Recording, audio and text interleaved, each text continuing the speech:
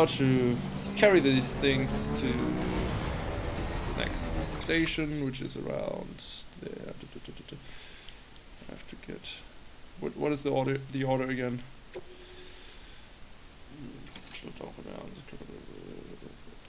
30 minutes to get it to Capital North City. Capital North City, which means I can't get through here. I need to get to the race. I need to just along the river.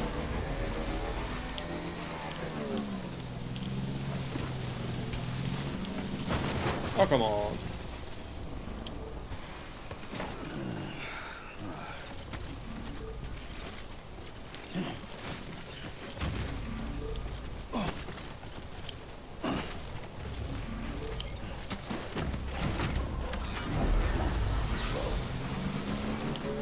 Rolling, rolling, rolling on the river.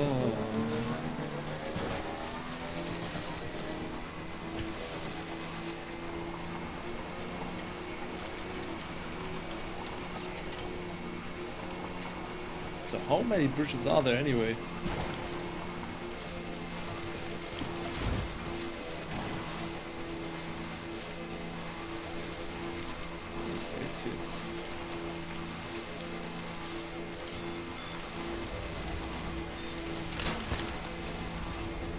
Oops.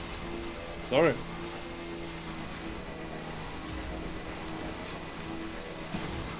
Haha. Finally a bike. Oh no.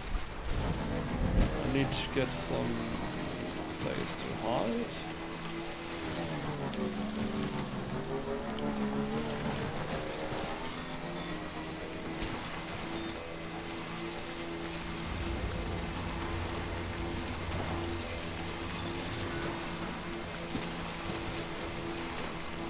Woohoo!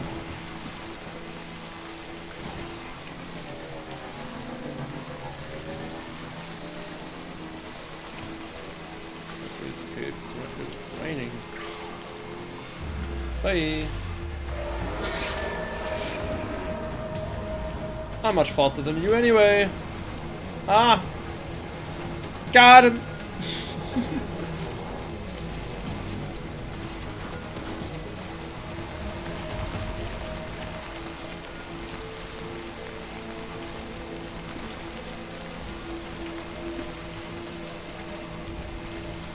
No, no, no, no, it's not. No, it's not damaged.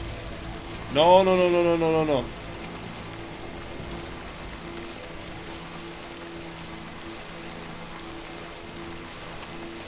It's not damaged. The bike is great. Oh no. Copyright infringement! Ah! Wait, am I allowed to turn off the music? I mean, if I can't play it anyway. Music, audio, voice. Yeah. Okay.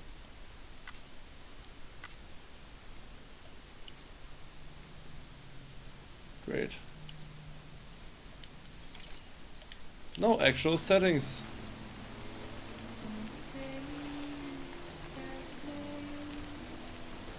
I mean, if copyright is so bad, then why can't you have an option like, yeah, don't play that music that is actually copyrighted when streaming the game? I mean, isn't that obvious?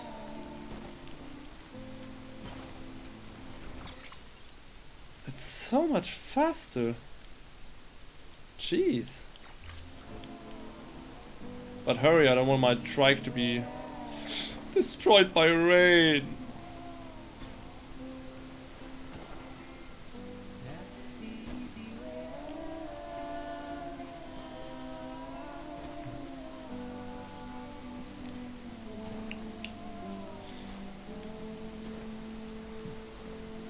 No, no, no, no, no, no, no.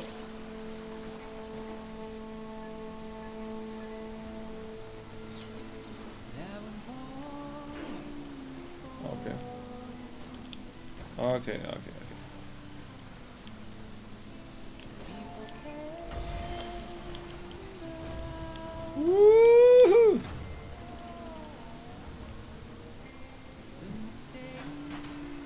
That's how it's done.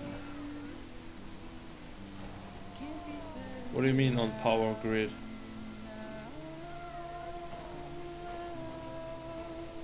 There's a power grid.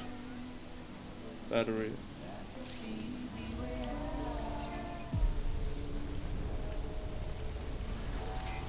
Keep on keeping on. Begin scan. Scanning bridges ID. Verify welcome to capital.city. Proceed to distribution center. Let's repair my trike.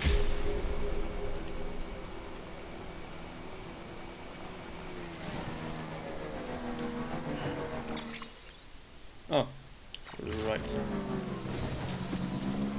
Okay. I'm gonna drive you over.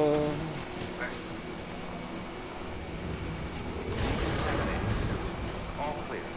Welcome, Sam Porter Bridges. Okay.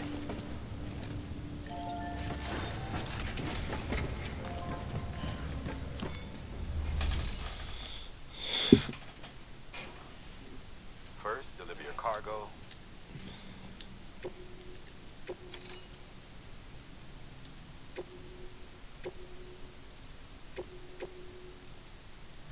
Why not? Why shouldn't I trust it?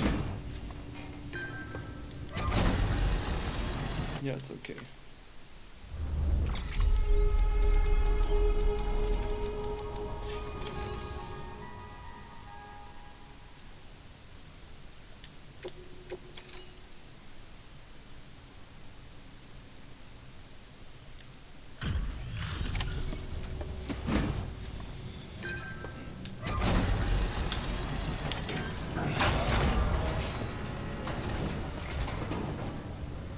Welcome back, Sam Bridges. Always a pleasure. Thanks for the delivery. That was crazy fast. You've really upped your game since last time. The crypto bios look nice and lively. Thanks.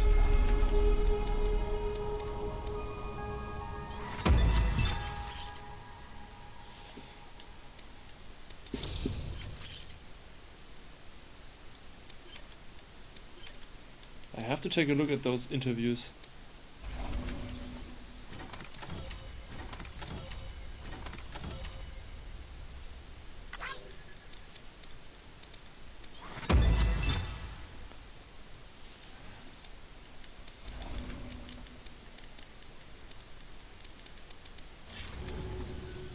Hey, I got something for you.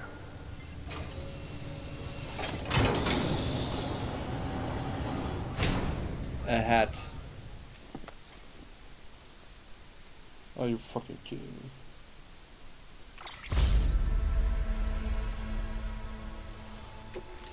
A cap.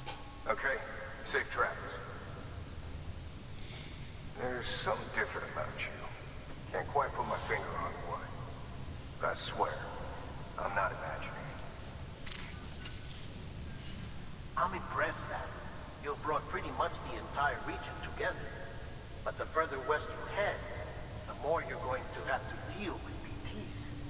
Now, we're always looking for new, more permanent solutions.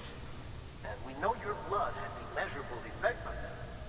I told you before that Mama's developing a weapon to leverage that, which is why we need a way to artificially produce more of it. Hence the cryptobiotes. But maybe you already figured it out. If all goes according to plan, we might be able to turn the tide. But first, it's time to bring Port Knot City into the UCA. The order from Die Hartman is waiting on the delivery terminal. Good work. New order available. Please access delivery terminal for further information.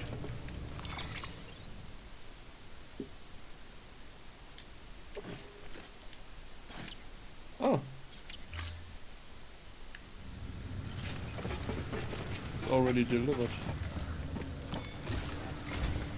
Sam, I received word from Mama that she's completed her anti-BT weapon. Okay. Prototypes of her design form a part of your next shipment. A delivery of relief supplies for the people of Port Knot City. Port Knot City is a fair distance from BT territory, but the weapons should come in handy if any stray too close. They'll also provide people with the means to defend themselves when traveling outside the city limits. The shipment also includes a variety of medicines, as well as human sperm and egg samples. These specimens are essential for maintaining genetic diversity as they were donated by civilians living outside the major population centers. By taking advantage of chiralium's temporal properties, we can ensure they remain viable for as long as required. After the shipment's been processed, connect the Cupid. Now, once that's done, the entire region will be integrated into the chiral network. Afterwards, you'll be pushing on to Lake Knot City. So we've included relief supplies for the people there as well. Of course, to get there, you'll need to cross over the lake in between.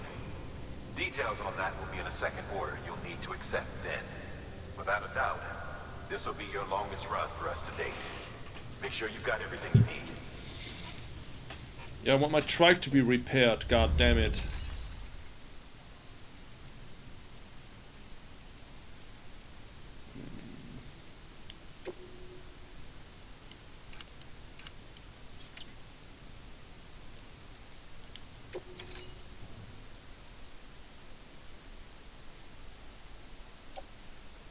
Old media.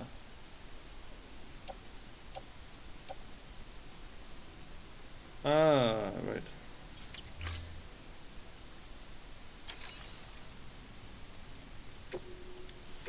Your work is great.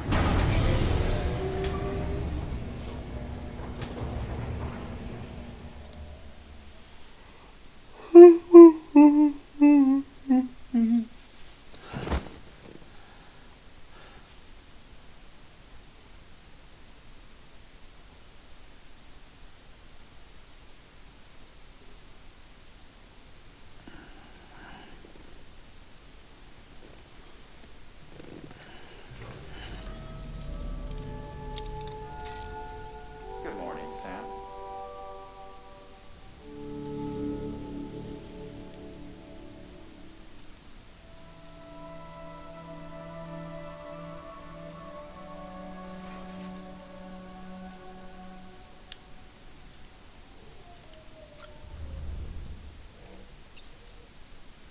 I don't like the headwear.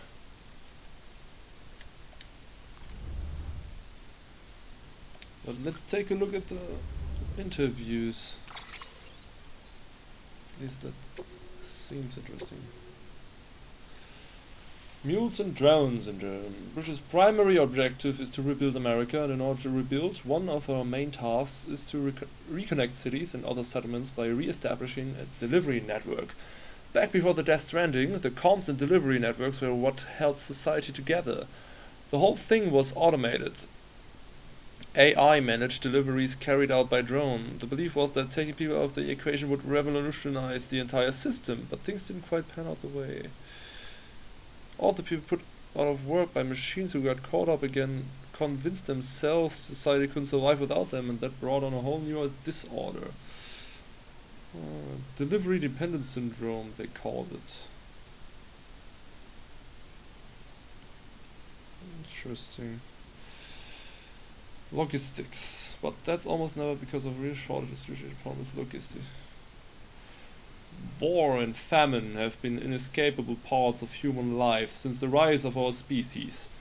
And while the fall of America hasn't changed this fundamental truth, it's fair to say that these issues aren't pressing concerns.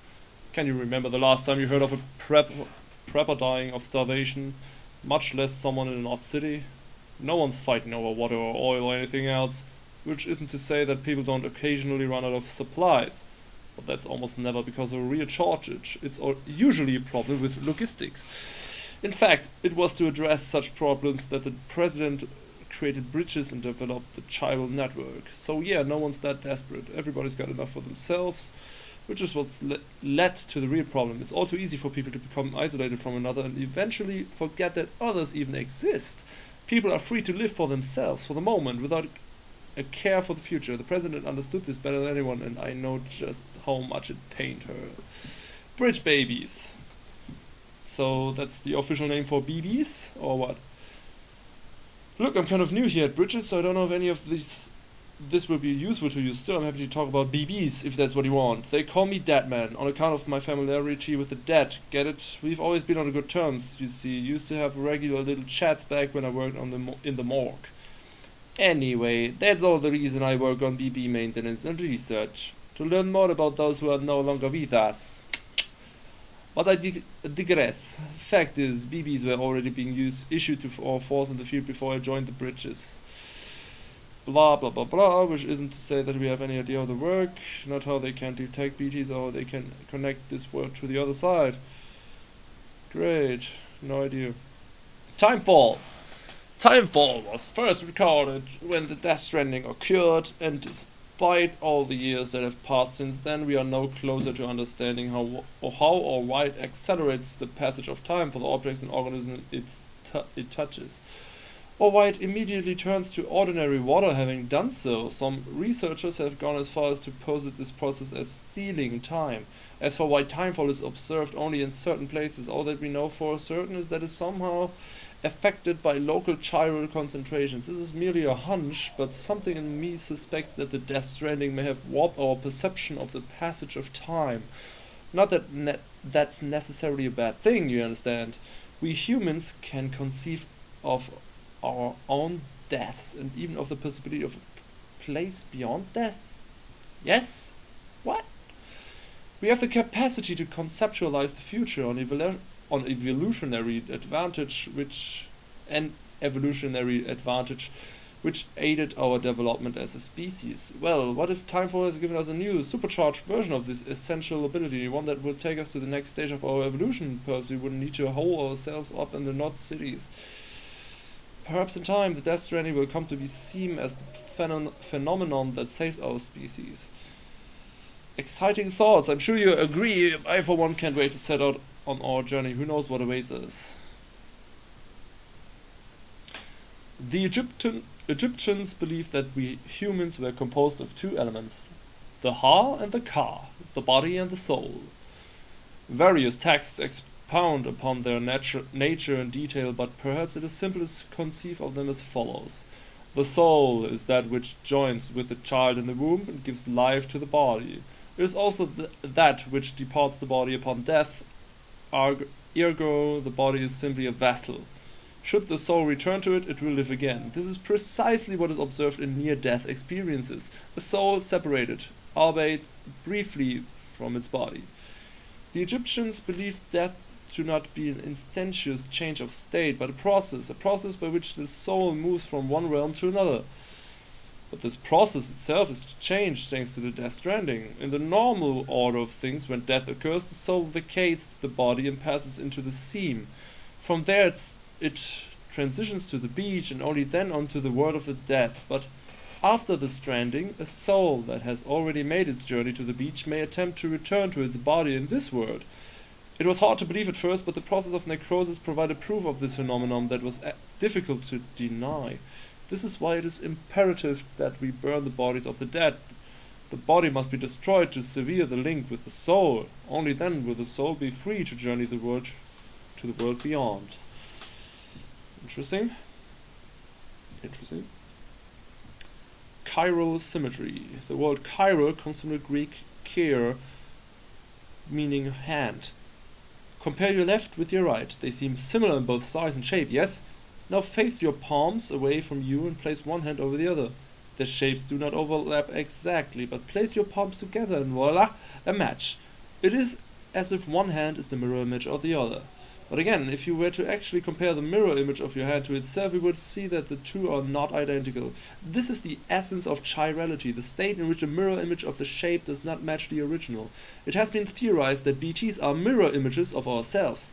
Were we to exist in the same point in time and space, our shapes, as it were, would not overlap neatly onto one another, save in reflection, and when our particles meet their opposites, a void out occurs.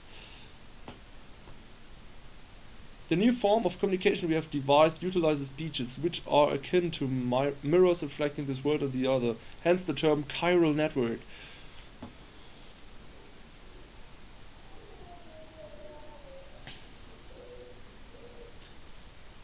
This sounds kind of familiar to matter and antimatter, something like well, we don't actually know what antimatter looks like, but there's this theory: if you connect or somehow get matter and antimatter together, we create energy by that, because those material things have this initial ability, this initial property to rule itself out. It doesn't make any sense if I say it, but if those professors and all that do it, then it sounds much better. Alright, chiralium. You would like to know more about chiralium. Well, wouldn't we all? I am happy to present the latest theories, but you must be aware that this is all that there are. Theories. Chiralium, like dark matter, was born along with our universe and has existed ever since, just not in a dimension we were able to perceive. Until now, it's the beach that gives us access to that dimension, and with it knowledge of chiralium's existence. Not just knowledge of it, of course. We have since observed it coalescing into crystalline form and recorded measurable physical and mental effects on individuals exposed to it. It has reshaped our understanding of reality and proven instrumental in the formulation of the multiverse theory of beaches. Chiral matter is not affected by the passage of time. As far as these particles are concerned, none has elapsed since the Big Bang. Little wonder they escaped our notice for so long, until man and BT first came together in Void Out and left nothing but chiralium in their wake. Many of these claims are yet to be verified, but I believe that this is a fair summary of the scientific community's current consensus on the matter. No pun intended. I shall soon be heading west with the first acquisition and look forward to learning more about chiralium and its connection to the beach along the way. Chiralium is the result of prolonged exposure to chiral radiation. Effects are not visible, blah blah blah. Monica, why it should be feasible, blah blah blah. Doom sufferers. Chiral contamination can be elevated using similar methods to those used to elevate stress, increasing oxytocin secretion through contact with other people, administering smart drugs and so forth. In recent years, however, a hormone dubbed lysine, known to mitigate the effect of chiral contamination while also restoring basic physical and mental acuity, has attracted a great deal of attention from the scientific community. Unlike oxytocin, lysine cannot be administered externally. It is secreted within the body, but only in response to external stimuli. It is said to be the hormone principally responsible for the positive feelings that occur when one achieves a goal, enjoys success, receives praise or gratitude, or any other form of like from a fellow human being. Alright. With the discovery of the beach, the fundamental truth of death was upended. I doubt you will find many who will deny this. Alas, we can say little with confidence in any objective or scientific capacity, for our own understanding of this new realm remains in its infancy and is ever evolving, much like our understanding of the universe as a whole. Perhaps the closest thing we have to a working explanation of the beach relates to the conception of a multiverse. But I digress. The beach is arguably both a concept and a reality. A discrete beach is influenced by the mind of the associated individual and therefore linked to them irrevocably. This is why we have so energetically pursued the psychological, psychoanalytical and neuroscientific angles when attempting to create a unified theory of the Death Stranding, the beach, and related phenomena. There was a fad a while back in which subjects underwent counseling in order to learn more about their beaches, and in so doing gain in a greater understanding of the nature of death. Doom sufferers, in particular, provided excellent opportunities for study. An interesting theoretical question arose during that period. If a person's beach was a product of their consciousness, might animals have beaches as well? A conundrum on the surface, perhaps, but one quickly resolved. Only human corpses undergo necrosis and become BTs, which proves somewhat conclusively that only a human can possess a beach. And yet, This begs another question. If all that is required is consciousness akin to that of a human, could an AI have a beach? An android? I, for one, do not believe so. Why? Because the function of our beaches is to connect the worlds of the living and the dead. If an entity was never born, has not truly lived, and will never know death, surely it cannot have a beach. Interesting.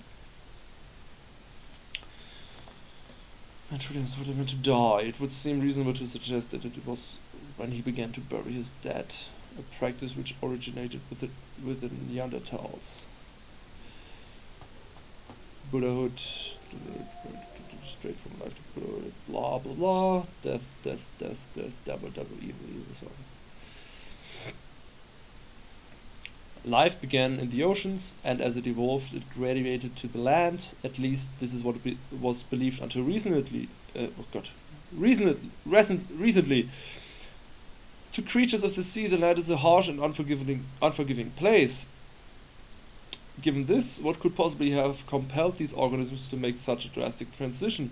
Consider that fossils of the first fish to adapt themselves to land have been found in regions with unusually large tidal range. Could it be that these creatures developed legs in order to more swiftly return to the safety of the sea when stranded? Could their evolutionary leap have been triggered by this traumatic experience?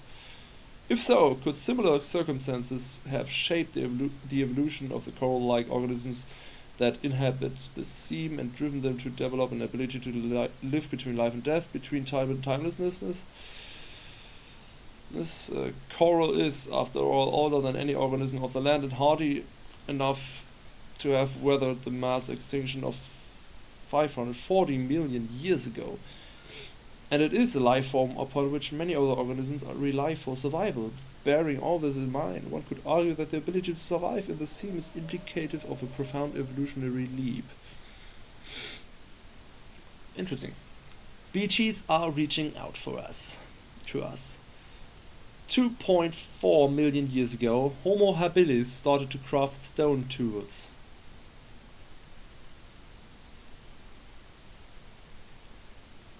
Oh, I really have to look that up. I'm not entirely sure about that. Hands are so very important, don't you think? Our other sensory organs passively interpret data. Our eyes light, our ears sound, our noses smell, our mouths taste. But hands are different. To touch requires conscious action, to grasp, more so, to connect that which is in our left hand with that which is in our right, still more. And the handprints we see when BTs seek out humans, why, I'd say that's just evidence of our otherworldly friends yearning to forge a connection. They are reaching out to us, attempting to bridge the gap between the realm of the dead and that of the living.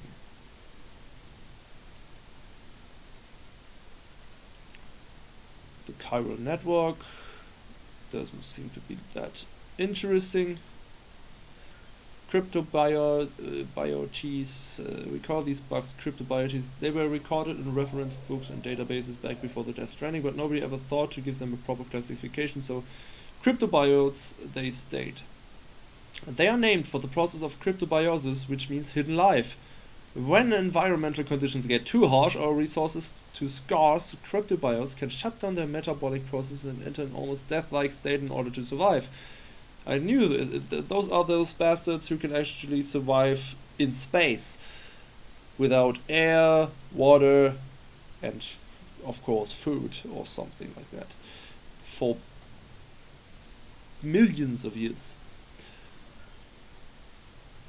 Tardigrades and sleeping chironomids are capable of this too, but cryptobiotes are on a whole other level. They can survive anything and anywhere, even on the beach or in the sea.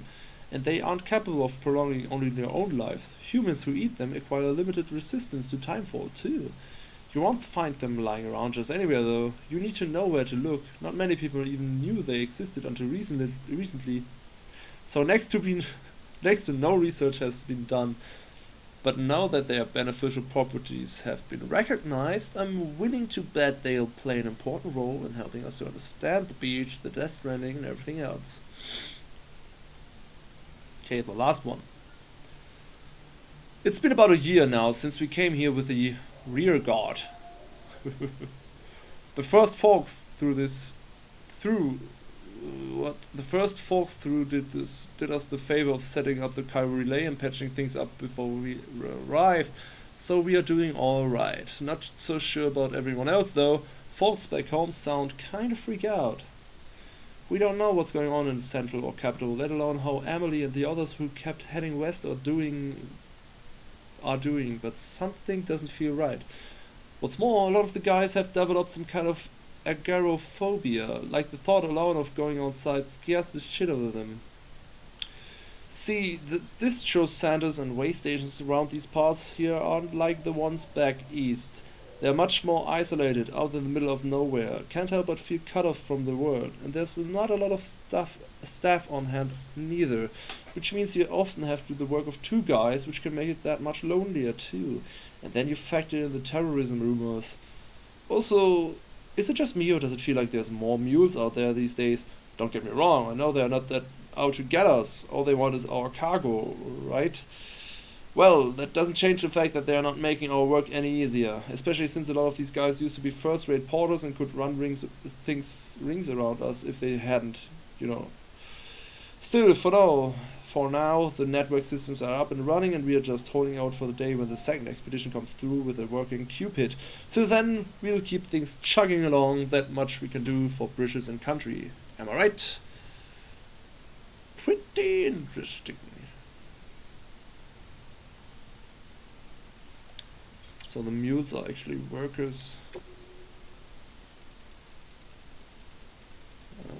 Okay.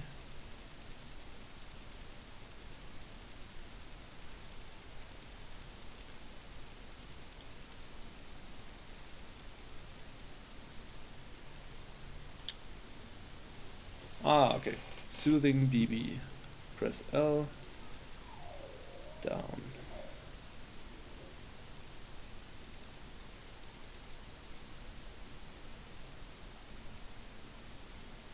The music player.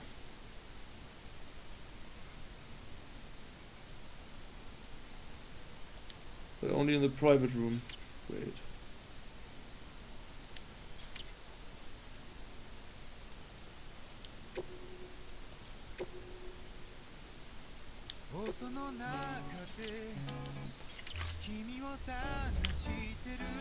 Alright.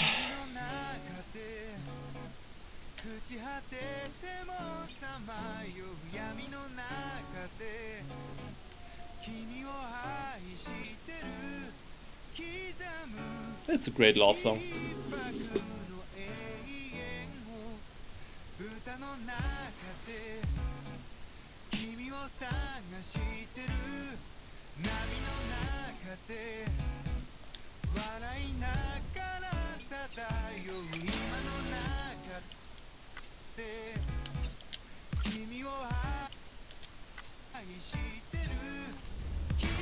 Alright. I'll be back for part 10? Part 10. Just wait.